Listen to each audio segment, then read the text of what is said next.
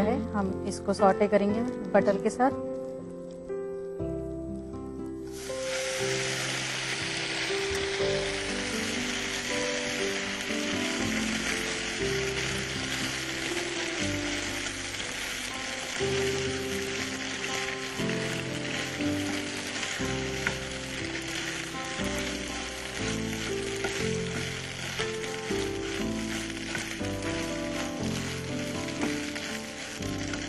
हम gas on कर देंगे।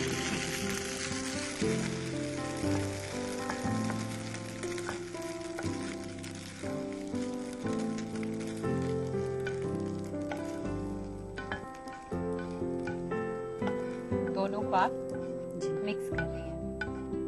जो हमारे स्वीट कॉर्न थे जिन्हें हमने बटर में सॉटे किया था, और जो अब हम इसमें काली मिर्च मिक्स करेंगे। जी, काली मिर्च का पाउडर है, ये अपने टेस्ट के हिसाब से हम डालेंगे। ठीक है।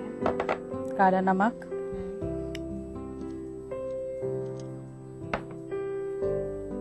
थोड़ा सा व्हाइट नमक डालेंगे, जी, थोड़ा सा धनिया और लेमन जूस। लेमन जूस बहुत सौ को ज्यादा खट्टा चाहिए तो वो ज्यादा डाल सकते हैं।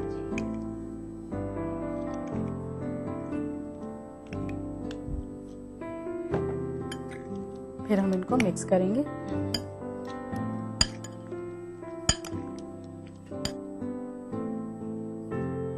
फिर हम इसको गार्निश करेंगे टमाटर और शिमला मिर्च से। ठीक है। तो गार्निश का मतलब ये है कि थोड़ा सा मैं मिक्स करती हूँ और फिर उसको गार्निश करूंगी जब मैं सर्विंग प्लेट में करूंगी इसको। ठीक है, तो मैं थोड़ी सी इसमें मिक्स कर देती हूँ कलर के लिए।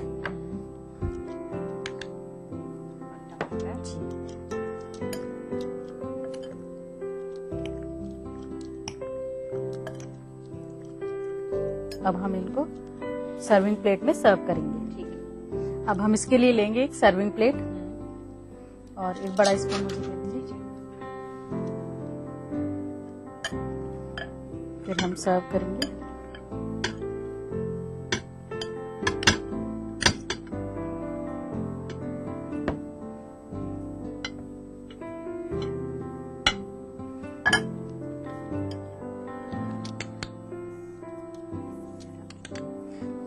टमाटर जी गार्निश करेंगे। दोबारा जो हमने उसमें डाला था, जी। उसके बाद आप ऊपर से भी इसकी टॉपिंग्स डाल दें।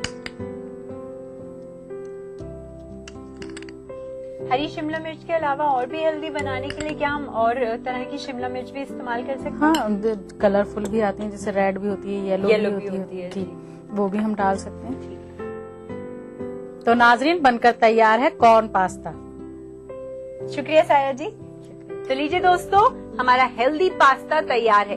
इसे घर पर बनाने के लिए नोट कीजिए इसकी रेसिपी। कॉर्न पास्ता सैलेड बनाने के लिए चाहिए स्वीट कॉर्न, पास्ता, काली मिर्च, काला नमक, नींबू का रस, नमक, तेज पत्ता और बटर। कॉर्न पास्ता सैलेड बनाने का तरीका: सबसे पहले एक पैन ले, उसमें पानी और पास्ता डालकर बॉईल करके एक बाउल में निकाल ले। फिर एक पैन में बटर और स्वीट कॉर्न डालकर भूने और एक बाउल में निकाल लें। फिर उस बाउल में उबली हुई पास्ता, काली मिर्च पाउडर, काला नमक, हरा धनिया और नींबू का रस डालकर मिक्स करें और एक सर्विंग प्लेट में निकालकर सर्व करें। नाज़रीन, आप तो जानते हैं कि हर फ्राइडे हम आप में से ही किसी एक व्यूअर का खत अपने प्रोग्राम में शामिल करते हैं। तो अगर आप भी चाहते हैं कि आपकी रेसिपी हमारे प्रोग्राम का हिस्सा बने, तो जल्दी से उसे खत के जरिए हम तक पहुंचा दीजिए। अपनी रेसिपी भेजने के लिए नोट कीजिए हमारा एड्रेस।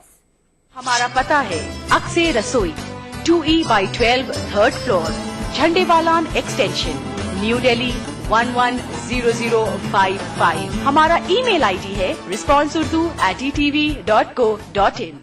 तो दोस्तों, अक्से रसोई के आज के इस एपिसोड में बस इतना ही। अगली बार 2 नई सेहतमंद रेसिपीज के साथ हम जरूर हाजिर होंगे। तब तक के लिए आपको अपनी सेहत का पूरा ख्याल रखना होगा। खुदा हाफिज।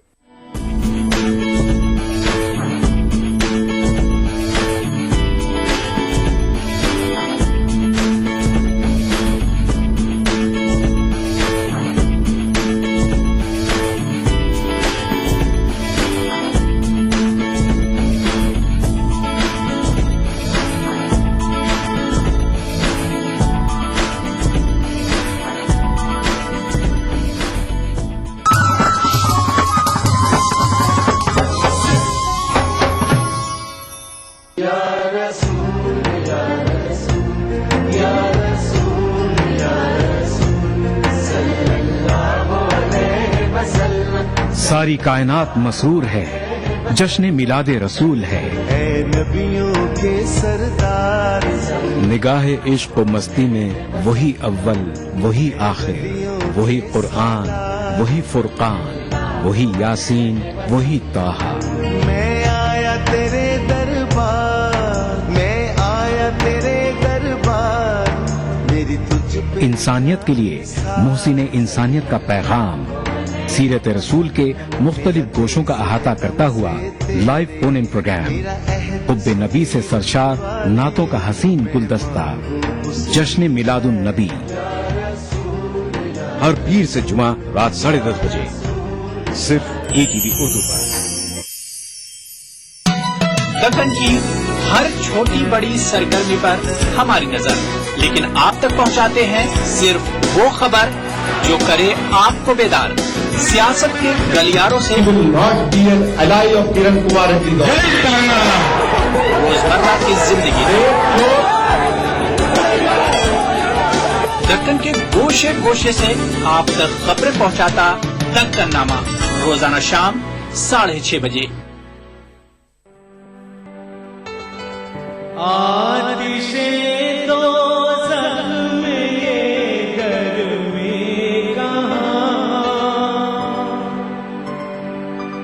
आतिशें दोज़ख में ये गर्मी कहाँ, सोज़ गम हारे निहानी और सोज़ गम हारे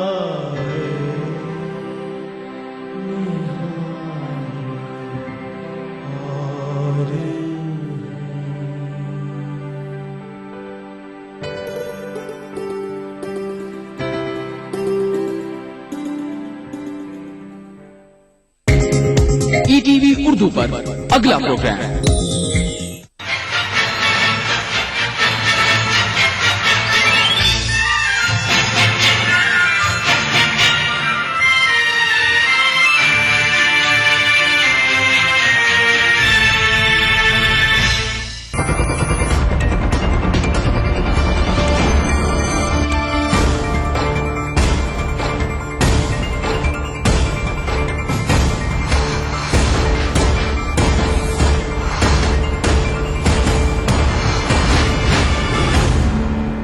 नमस्कार, मैं हूं हरिशंकर व्यास।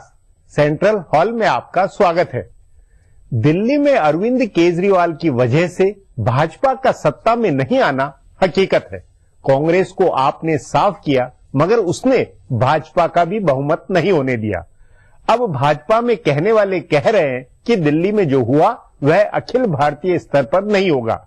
मतलब नरेंद्र मोदी का क्रेज जस का तस है। दिल्ली में भी आपको वोट देने वालों में से बहुतों ने प्रधानमंत्री के पद के लिए नरेंद्र मोदी के समर्थन की बात कही थी। फिर अरविंद केजरीवाल एंड पार्टी की दिल्ली में सरकार बनने से मुट्ठी खुल गई है। सत्ता में आप पार्टी एक्सपोज हो रही है। 2 महीने में आपका भंडाफोड़ होगा, आपके नेताओं के झगड़े खुलेंगे। शायद ऐसा हो, पर अपना मानना है कि नरेंद्र मोदी का यह बहुत विकट समय है। भाजपा, नरेंद्र मोदी और आरएसएस ने भारत की राजनीति को ऐसे मुकाम पर पहुंचा दिया है जहां सत्ता का कप मुंह तक पहुंचा हुआ है। पर खतरा है कि आप पार्टी उसे खींचने ले। सत्ता की सजी थाली के छीनने और छिटकने का खतरा है। भाजपा और नरेंद्र मोदी ने जो किया और अपने अनुकूल जैसे हालात बनाए वह ऐतिहासिक हकीकत है, लेकिन इसके ख्वाब में बनने का खतरा अकस्मात है। सो क्या भाजपा और नरेंद्र मोदी नर्वस नहीं होंगे? नरेंद्र मोदी को हर हाल में 200 से अधिक सीटें चाहिए। ऐसे में यदि दिल्ली, हरियाणा, उत्तर प्रदेश और बिहार की 25-30 सीटों का भी हिसाब लड़खड़ाए तो सब गड़बड़ाएगा। सो सवाल है, आज किस मनोदशा में भाजपा है? आज इस पर चर्चा है, मगर उससे पहले सुर्खियां और राजकाज है। शुरुआत सत्ता गलियारों की गपशप से करते हैं। कांग्रेस के नायब सदर राहुल गांधी ने कर्नाटक असेंबली इंतखाबात में टिकट बांटने का एक फार्मूला आजमाया था। उनके करीबी हलीफ और कांग्रेस में आइंस्टीन कहे जा रहे जनरल सेक्रेटरी मधुसूदन मिस्त्री ने यह फार्मूला तैयार किया था। राहुल गांधी इस फार्मूले को अगले लोकसभा इलेक्शन में आजमाने की तैयारियां कर रहे हैं। उन्हें इस पर पूरा भरोसा है। हालांकि 4 रियासतों के इंतखाबात में यह फार्मूला नहीं चला था। ताहम राहुल की टीम से जुड़े एक करीबी जराये का कहना है कि 4 रियासतों में से सिर्फ छत्तीसगढ़ में फार्मूला आजमाया जा सका था। बाकी 3 रियासतों में कदावा, लीचान ने आपसी खींचतान में राहुल के फार्मूले को नाकाम किया था। नतीजा सभी के सामने है। चुनांचे राहुल इस बार अपने पुराने लीचान की नहीं सुनेंगे। वो कर्नाटक फार्मूले पर अमल करेंगे। नए और नौजवान लोगों को पार्टी में भी बड़ी जिम्मेदारियां मिलेंगी और उनको ज्यादा से ज्यादा सीटें भी दी जाएंगी। तभी बिल्कुल निचली सतह से टिकट के लिए नाम मंगवाए गए हैं। तहसील, जिला और रियासती सुदूर तीनों की रजामंदी और जवाबदेही को इसमें शामिल किया गया है। उम्मीदवार तय करते वक्त उसकी उम्र, उसकी अहलियत, उसके सियाको सबाक और साफ सुथरी शबीह पर खासा तवज्जो दिया जा रहा है। राहुल के इस फॉर्मूले पर टिके रहने से टिकट बांटने वाले पुराने लीचान की नींद हराम हुई है।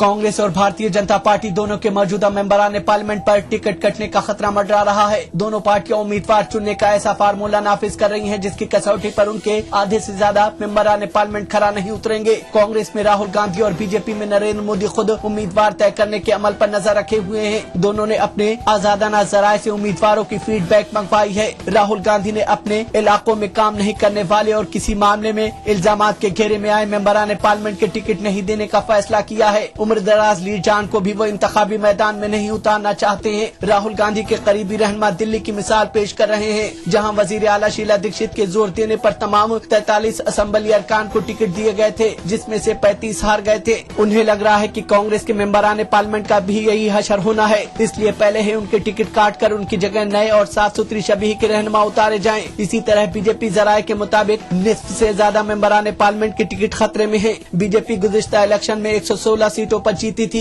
कहा जा रहा है कि इसमें से कम 50 सीटों पर उम्मीदवार बदले जा सकते हैं। इतनी बड़ी तादाद में इससे पहले कभी भी मौजूदा मेंबरान पार्लियामेंट के टिकट नहीं काटे गए होंगे। इसके अलावा जिन सीटों पर बीजेपी लड़ी है और दूसरे नंबर पर रही है, वहां भी 40 से 50% उम्मीदवार बदले जा सकते हैं। दिल्ली में आम आदमी पार्टी की हुकूमत बनने के बाद मुल्क भर में आप को लेकर जिस तरह का हंगामा मचा है, उससे अगले लोकसभा इलेक्शन में आम आदमी पार्टी बनाम बीजेपी का मुकाबला बनता हुआ दिख रहा है। जिस अंदाज में दूसरी पार्टियों के रहनुमा आप में शामिल हो रहे हैं, उससे मुल्क भर में आपकी लहर बन रही है। ताहम इसमें एक खास ट्रेंड निकल कर आ रहा है। बीजेपी के अलावा दूसरी तमाम सियासी जमातों से रहनुमा आप में जा रहे हैं। महाराष्ट्र में खुद आप लीजान ने कहा है कि कांग्रेस, मनसे, शिवसेना वगैरह के रहनुमा आप में शामिल हो रहे हैं। इसी तरह उत्तर प्रदेश में कांग्रेस, एसपी, बीएसपी वगैरह के लीजान आप में गए हैं। केरल से लेकर मगरबी बंगाल तक लेफ्ट पार्टियों के लीजान आप में शामिल हुए हैं। यानी हाशिए पर के लीजान या अपनी पार्टियों से नाराज लीजान की पसंद सिर्फ आप है या फिर बीजेपी है। इसी तरह दिल्ली, मुंबई और इन दोनों बड़े शहरों के बड़े इलाकों के इंतखाबात से कबल सर्वे के नतीजों से दिख रहा है कि कांग्रेस तीसरे नंबर की पार्टी बन रही है। इन इलाकों की 21 सीटों में से बीजेपी 1 नंबर पर और आप दूसरे नंबर पर है। इसी तरह इन इलाकों के लोगों ने वजीर आजम के उम्मीदवार के तौर पर भी बीजेपी के नरेंद्र मोदी और आपके अरविंद केजरीवाल को पहले और दूसरे नंबर पर रखा है। राहुल गांधी बहुत दूर तीसरे नंबर पर हैं। कांग्रेसी रहनुमा इसे बड़े शहरों के रुझान बताकर खारिज कर रहे हैं, लेकिन मुल्क के दूसरे इलाकों से भी ऐसे ही इशारे मिल रहे हैं। अब आज की ताजा सुर्खियां हैं। ये लीक से कुछ हटकर है। इनसे देश की दशा दिशा के हाल बूझ सकेंगे। कांग्रेस के नायब सदर राहुल गांधी पार्टी की जानिब से दी गई कोई भी जिम्मेदारी संभालने के लिए तैयार हैं। उन्होंने एक अखबार को दिए गए इंटरव्यू में कहा कि पार्टी उन्हें जो भी जिम्मेदारी सौंपेगी वो उसे अदा करने की कोशिश करेंगे। कुल हिंद कांग्रेस कमेटी के कन्वेंशन से ठीक पहले राहुल गांधी के इस बयान से माना जा रहा है कि वो वजारत उस्मा के दावेदार बनने के लिए तैयार है। कांग्रेस की जानिब से भी कहा गया है कि पार्टी अगले इलेक्शन में राहुल गांधी की क़यादत में इलेक्शन लड़ना चाहती है। वजीर इत्तलात और नशियात मनीष तिवारी ने कहा कि राहुल गांधी पार्टी के फितरी रहनुमा है और सभी लोग 2014 का इलेक्शन उनकी क़यादत में लड़ना चाहते हैं। हालांकि उन्होंने राहुल गांधी के वजीर आजम का दावेदार बनने के बारे में बराह रास्त कुछ कहने के बजाय सिर्फ इतना कहा कि कांग्रेस सरबराह सोनिया गांधी तमाम लीजान से गौर करके इस बारे में फैसला करेंगी। भारतीय जनता पार्टी ने कांग्रेस के नायब सदर राहुल गांधी के बयान पर मजाक उड़ाया है। पार्टी की जानिब से कोई भी जिम्मेदारी देने और उसे अदा करने के राहुल के बयान का मजाक उड़ाते हुए बीजेपी के रहनुमा रविशंकर प्रसाद ने कहा कि राहुल गांधी का बयान मज़हक का खेज है। वो अपनी पार्टी की जानिब से वजारत उज़्मा के दावेदार सिर्फ इसलिए बनाए जाने वाले हैं क्योंकि वो एक खास खानदान से आते हैं। रविशंकर प्रसाद ने कहा कि कांग्रेस पार्टी इस खानदान से आके नहीं देख सकती है। मशहूर फिल्म अदाकार सलमान खान ने बीजेपी के वजारत उज़्मा के दावेदार नरेंद्र मोदी की जमकर तारीफ की। मकर संक्रांति के मौके पर आज दोपहर में सलमान खान ने मोदी के साथ पतंग उड़ाई और सहाफियों से बातचीत करते हुए कहा कि मोदी अजीम रहनुमा हैं। उन्होंने कहा कि वो मोदी से मिलकर बहुत खुश हैं। सलमान ने यह भी कहा कि मुल्क के तमाम वज़रा आला को लोगों का वैसा ही प्यार मिलना चाहिए जैसा मोदी को मिलता है। सलमान ने यह भी कहा कि उन्होंने गुजरात जैसी तरक्की और कहीं नहीं देखी है। वजीर आजम बनने के सवाल पर सलमान ने बराह रास्त मोदी की हिमायत करने के बजाय कहा कि मोदी साहब की तकदीर में जो कुछ लिखा है वो उनको मिलना चाहिए। हालांकि सलमान ने यह भी कहा कि मुंबई में वो अपने इलाके में कांग्रेस के प्रिया दत्त को वोट करते हैं। सलमान के इस बयान पर रद्द अमल जाहिर करते हुए कांग्रेस के राशिद अलवी ने कहा कि सलमान जिसको चाहे हिमायत करें, लेकिन अगर वो गुजरात के फसाद मुतासरा इलाकों में गए होते तो शायद इस तरह का बयान नहीं देते। आम आदमी पार्टी का असर कांग्रेस और बीजेपी दोनों पार्टियों के इंतखाबी मुहिम में दिखने लगा है। आपके तर्ज पर भारतीय जनता पार्टी के कौमी सदर राजनाथ सिंह ने भी इलेक्शन से जुड़ी कई मुहिम शुरू की हैं। इसमें मोदी फॉर पीएम मुहिम के लिए फंड यकजा करने की मुहिम भी शामिल है। बीजेपी ने दिसंबर में इसका ऐलान किया था। पार्टी ने कहा था कि वो 10 करोड़ लोगों तक पहुंचेगी और उनसे 10 रुपए से लेकर 1000 रुपए तक का चंदा मांगेगी। सोशल मीडिया में बीजेपी के जारहाना तशहीर के लिए राजनाथ सिंह ने आज चंदे और इलेक्शन से जुड़ी कई वेबसाइट भी लॉन्च की। दिल्ली के वजीर आला अरविंद केजरीवाल ने वकील से वजीर कानून बने आपके रहनुमा सोमनाथ भारती का दिफा किया है। गुज़िश्ता साल अगस्त में दिल्ली की एक अदालत ने सोमनाथ भारती और उनके मुवक्किल के बारे में एक तबसरा किया था। अदालत ने कहा था कि वकील होने के नाते उनका किरदार नामुनासिब और गैर इखलाकी है और इसे सबूतों के साथ छेड़छाड़ माना जा सकता है। भारती ने अपना दिफा करते हुए कहा कि उन्होंने अपने मुवक्किल के साथ मिलकर उस आदमी की ऑडियो सीडी बनाई थी जो उनके मुवक्किल को फंसाने की कोशिश कर रहा था। हालांकि भारती सवाल को टाल गए कि दिफाई फरीक का वकील होकर उन्होंने इस्तगासा के फरीक के वकील से राब्ता कायम क्यों किया। केजरीवाल ने भी वजीर का दिफा करते हुए कहा है कि अदालत का तबसरा वाजिब नहीं है और उसे भारती की जानिब से दिए गए सबूतों की पड़ताल करनी चाहिए थी। साबिक वजीर दाखिला आर.के. सिंह के खुलासे के बाद मरकजी वजीर दाखिला सुशील कुमार शिंदे भारतीय जनता पार्टी के निशाने पर आ गए हैं। बीजेपी ने इसी बहाने मरकजी हुकूमत पर अक़लियत परस्ती का इल्जाम आयद किया है। बीजेपी की तर्जुमान मीनाक्षी लेखी ने कहा है कि साबिक दाखिला सेक्रेटरी ने बताया है कि कैसे वजारत दाखिला की जानिब से दिल्ली पुलिस पर दबाव डाला जाता था। उन्होंने कहा कि दाखिला सेक्रेटरी ने बताया कि दाऊद इब्राहिम के कहने पर मैच फिक्सिंग में फंसे एक कारोबारी को बचाने के लिए शिंदे ने कहा था। आर.के. सिंह ने यह भी खुलासा किया है कि दिल्ली के थानों में एसएचओ की बहाली के लिए वजीर दाखिला की यहां से पर्चियां भेजी जाती थी। फिलहाल अब एक ब्रेक है, फिर राजकाज की खबर देने वाली बातें होगी।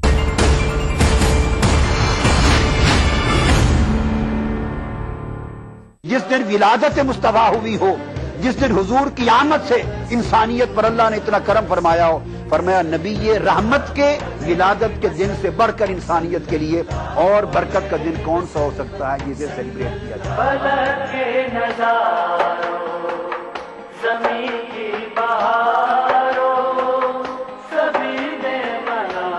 मिलादुन नबी हर पीर से जुमेरात दोपहर 2:30 बजे सिर्फ ईटीवी उर्दू पर।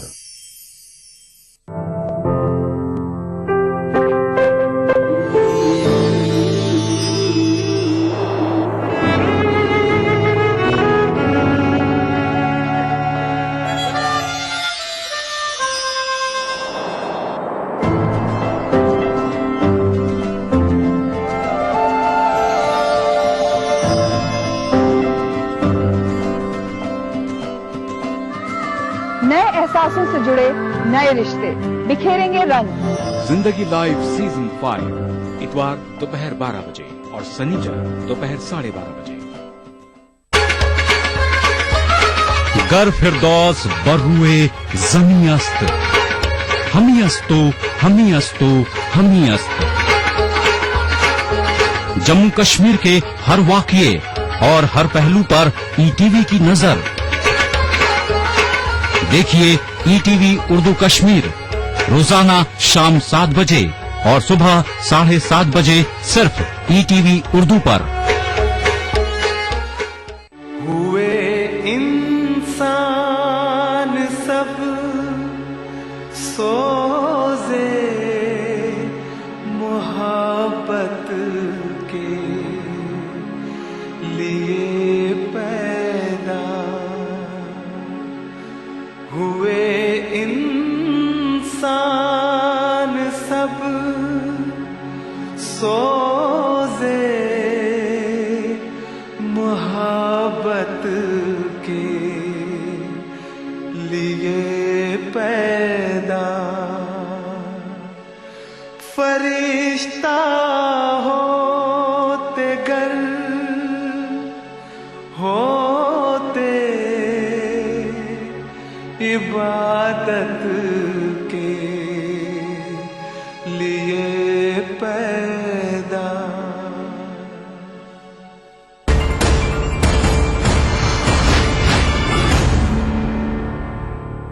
ब्रेक के बाद आपका स्वागत है। हाशिए में इधर उधर कई बातें व घटनाएं दबी हुई होती है, इनका खासा राजनीतिक अर्थ होता है। उन्हीं में से अब पेश है राजकाज की कुछ बातें। 3 साल पहले बुराड़ी में कांग्रेस के कन्वेंशन में दिग्विजय सिंह ने एक मिसाल पेश की थी। उन्होंने कहा था कि राजीव गांधी ने उनको और अहमद पटेल को मध्य प्रदेश व गुजरात का सदर बनाया था। तब उन दोनों की उम्र 35 से 36 साल की थी। ये मिसाल देकर उन्होंने राहुल गांधी से कहा था कि वो अपनी टीम लाएं। तब से राहुल गांधी अपनी टीम लाने की कसरत में लगे हुए हैं। तभी से कांग्रेस सरबराह के 10 जनपद रिहाइशगाह से अलग राहुल गांधी के 12 तुगलक लेन की रिहाइशगाह से भी पार्टी का कामकाज होने लगा। लेकिन उसके बाद हुए तमाम अहम इंतखाबात में कांग्रेस पूरी तरह शिकस्त से दोचार हुई। तभी कांग्रेस के कद्दावर रहनुमा ये सवाल पूछने लगे हैं कि आखिर राहुल की नई टीम से क्या कुछ हासिल हुआ है। हालांकि इसके बावजूद दिग्विजय सिंह के मशवरे पर अब भी राहुल 35-36 साल के रियासती सुदूर को तकर्रुर कर रहे हैं। कांग्रेस सरबराह सोनिया गांधी की बेटी प्रियंका गांधी वाड्रा इस बार सिर्फ 2 लोकसभा इंतखाबी हलकों में काम करेंगी। कांग्रेस की जानिब से किए गए इस ऐलान के बहुत खास मायने हैं। इसका मतलब वाज़ेह है कि वो खुद इस बार इलेक्शन नहीं लड़ेंगी और सुल्तानपुर की सीट पर तशहीर के लिए नहीं जाएंगी। और इस तरह कांग्रेस ने राहुल गांधी का एक इकलौती क़यादत का भी ऐलान कर दिया है। पहले प्रियंका गांधी के जिम्मे रायबरेली, अमेठी और सुल्तानपुर तीनों सीटें हुआ करती थीं। गुज़िश्ता असेंबली इंतखाबात में भी उन्होंने इन तीनों लोकसभा सीटों की 15 असेंबली सीटों पर तशहीर का काम संभाला था। लेकिन इस बार सिर्फ रायबरेली और अमेठी में काम करेंगी, क्योंकि सुल्तानपुर सीट से उनके चचेरे भाई वरुण गांधी इलेक्शन लड़ने की तैयारियां कर रहे हैं। इसलिए वहां के कांग्रेस उम्मीदवार की तशहीर में नहीं जाएंगी। भाजपा के लिए अपने प्रभाव क्षेत्र की एक लोकसभा सीट का मतलब है। नरेंद्र मोदी ने दिल्ली की 7 सीटों में जीत का लक्ष्य बनाया था, लेकिन 2 महीने पहले और आज के माहौल में अंतर है। अरविंद केजरीवाल एंड पार्टी की अनहोनी भाजपा को नए सिरे से सोचने के लिए मजबूर करेगी। इस पर आगे चर्चा करें, उससे पहले देखें मेरा ये खुलासा। बीजेपी वजारत उज़्मा के दावेदार नरेंद्र मोदी ने पहली बार गोवा की रैली में आम आदमी पार्टी के अरविंद केजरीवाल पर तनकीद का निशाना बनाया। उन्होंने लोगों से पूछा कि उनको टेलीविजन पर दिखने वाला रहनुमा चाहिए या फिर नई सोच वाला लीडर चाहिए। इसके फौरन बाद कांग्रेस के जनरल सेक्रेटरी शकील अहमद ने ट्वीट करके पूछा कि क्या नरेंद्र मोदी आपकी वजह से नर्वस हो रहे हैं। यह कांग्रेस का दाव चल जाने का सबूत है। कांग्रेस ने इसी हिकमत अमली के तहत दिल्ली में आम आदमी पार्टी की हुकूमत बनवाई और इसके बाद कांग्रेसी लीडर ने आपकी तारीफ भी शुरू कर दी। अगर कांग्रेस के साथ साथ नरेंद्र मोदी आप और उसके लीडर को निशाना बना रहे हैं तो इसका मतलब है कि कांग्रेस का तीर सही निशाने पर लगा है। इस बीच एक मीडिया ग्रुप का इंतखाबात से कबल सर्वे सामने आया, जिसमें दिल्ली और मुंबई और इन दोनों बड़े शहरों के बड़े इलाकों के लोगों की राय तलब की गई थी। इस राय से जो तस्वीर उभरी है वो बीजेपी के लिए बहुत ज्यादा फिक्रमंदी का सबब है। वजारत उज़्मा की दावेदारी में मोदी अभी पहले नंबर पर है, लेकिन उनमें और अरविंद केजरीवाल के बीच दूरी कम होती हुई जा रही है। सबसे हैरानी की बात यह है कि इस सर्वे में दिल्ली की 7 में से 6 सीटें आपको दी गई हैं, जबकि नरेंद्र मोदी और बीजेपी ने दिल्ली की सभी 7 सीटों पर जीत का हदफ तय किया है। अगर दिल्ली में इस तरह के नतीजों का अंदाजा लगाया जा रहा है तो बआसानी दिल्ली और आसपास के इलाकों का अंदाजा भी लगाया जा सकता है। वैसे भी दिल्ली की सियासत का असर हरियाणा, पंजाब, चंडीगढ़ और मगरबी उत्तर प्रदेश के कुछ हिस्सों पर होता है। दिल्ली और आसपास की रियासतों में बीजेपी को बहुत उम्मीदें हैं, लेकिन आपकी वजह से इन इलाकों में हवा बिगड़ती है तो उसका असर बीजेपी के हिसाबो किताब पर पड़ेगा। नरेंद्र मोदी को वजीर आजम बनने के लिए 200 से ज्यादा सीटें हासिल करनी होंगी। इस हिसाब में दिल्ली, हरियाणा, पंजाब, छत्तीसगढ़, हिमाचल प्रदेश और उत्तराखंड की 40 सीटों की खास अहमियत होगी। इन रियासतों के अलावा भी जहां बीजेपी को बहुत अच्छे कारकर्दगी की उम्मीद है, वहां भी आपके असर ने बीजेपी लीड जान को फिक्रमंदी में मुब्तला कर दिया है। महाराष्ट्र में बीजेपी इस बार बड़ा इत्तेहाद बनाकर उतर रही है। वहां 15 साल से कांग्रेस की क़यादत की हुकूमत है, उसके खिलाफ जबरदस्त एंटी इनकम्बेंसी है। लेकिन बीजेपी लीड जान को फिक्र सताने लगी है कि कहीं आपकी वजह से वहां भी दिल्ली वाले नतीजे न आ जाएं। अब बीजेपी लीड जान की उम्मीदों की बुनियाद दिल्ली में केजरीवाल हुकूमत के कामकाज और उनकी पार्टी के अंदर की दाखिली खींचतान से जुड़ा हुआ है। बीजेपी के कुछ लीड जान मान रहे हैं कि दिल्ली में कांग्रेस की हिमायत से हुकूमत बनाकर केजरीवाल ने अपने आप को कांग्रेस की बी टीम साबित कर दिया है। इससे उनके तई हमदर्दी रखने वाले मोदी हामी वापस बीजेपी के खेमे में लौटेंगे। ये पैगाम फैलाया जाएगा कि आपको वोट देने का मतलब है कांग्रेस को वोट देना। दूसरे अगले 2-3 महीने में केजरीवाल के इंतजामी सलाहियत की भी पोल खुल जाएगी। तीसरी उम्मीद ये है कि आपके अंदर कई अलग अलग नजरियात के लोगों के आने से उनका दाखिली झगड़ा बढ़ेगा, जिसकी वजह से आप सिमटेगी। अब एक ब्रेक है, उसके बाद भाजपा पर आपके असर की चर्चा करेंगे।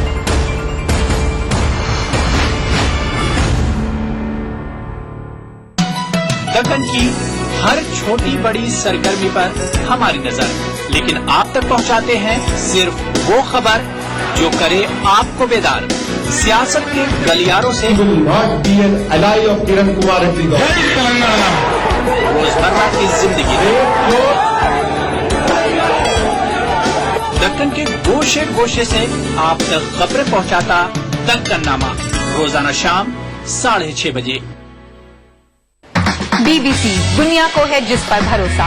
ग्लोबल इंडिया जोड़े आपको पूरी दुनिया से आपकी अपनी भाषा में। ईटीवी के दर्शकों के लिए बीबीसी के मंजे हुए रिपोर्टर ग्लोब के हर सिरे से लाएंगे जिंदगी का सच। स्क्रीन पर उभरेगी बनते बदलते भारत की पूरी तस्वीर। संसार भर के सारे समाचार मैं नेहा भटनागर लेकर आऊंगी बीबीसी ग्लोबल इंडिया हर शुक्रवार शाम ईटीवी पर। महसूस करें खबरों की धड़कन। अदा करूं नमाज मस्जिद हराम में ऐसा दिन आए, मेरे अल्लाह ये सादत मेरे हिस्से में एक दिन आए। रब्बना आतिना फिद दुनिया हसना व फिल आखिरति हसना व क़िना अज़ाबन नार व सल्लल्लाहु वसल्लम अला अब्दिही व रसूलिही नबीना मुहम्मदिन व आलिही व सहबिही अजमईन वल्हम्दुलिल्लाहि रब्बिल आलमीन। अल्हम्दुलिल्लाहि रब्बिल आलमीन अर्रहमानिर रहीम मालिकि यौमिद्दीन इय्याका नअबुदु व इय्याका नस्तईन इहदिनस सिरातल मुस्तकीम सिरातल लज़ीना अनअमता अलैहिम गैरिल मग़दूबि अलैहिम वलद्दाल्लीन। ईटीवी उर्दू पर पहली बार मस्जिद हराम मक्का मुकर्रमा से खुतबा जुमा और नमाज जुमा के रूह परवर मनाजिर का रास्त टेलीकास्ट हर जुमा दोपहर 3 बजे सिर्फ ईटीवी उर्दू पर।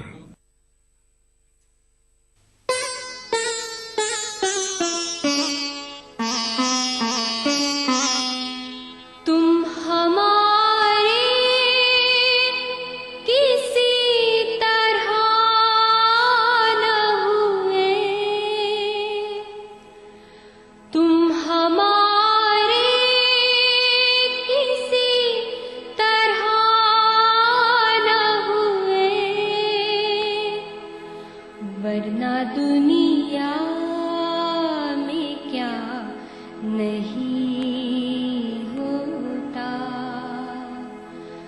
वरना दुनिया में क्या नहीं होता।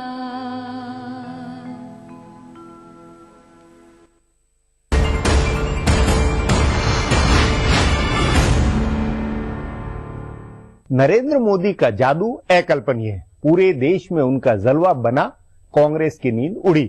पर अचानक केजरीवाल एंड पार्टी छा गई। सारा सियासी हिसाब, मूड और मनोविज्ञान बदला है।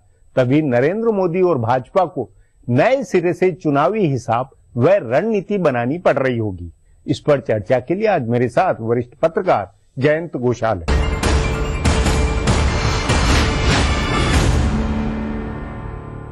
जयंत जी, अरविंद केजरीवाल और आपकी परिघटना के बाद में जिस तरह का उनका हल्ला हो रहा, उससे नरेंद्र मोदी और भाजपा दोनों के अंदर किस तरह की सोच है? वो कोई बेफिक्र है या चिंता में है? देखिए, जब चुनाव आ जाते हैं ना, तब लड़ाई जब शुरू हो जाते हैं तो हर दिन हर पल स्ट्रैटेजी बदलता है